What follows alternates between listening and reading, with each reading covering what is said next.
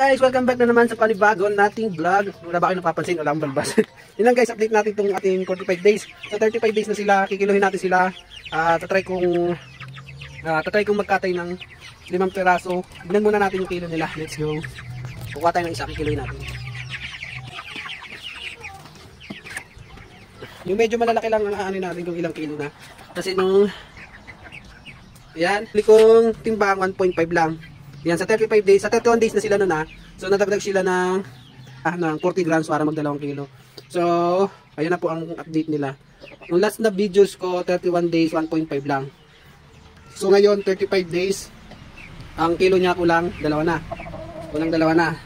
Kaya, magta-try tayo ng 5. Ilang kilo yung aabutin ng 5. Diba? At least, diba, nakikita natin yung kilo nila para, yun kasi pwede na yun. So hindi na siya bad. So pag kinatay mo yon mga nasa ano lang siguro isa't kalahati ganun. Kasi may ano pa yan, may balahibo, bibituka. Yun lang guys, at hintayin niyo yung pagkatay namin. No, medyo maganda naman na yung kilo nila compare noon kasi 1.5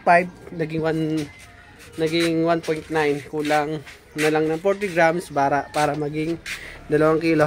Yun lang guys, peace out.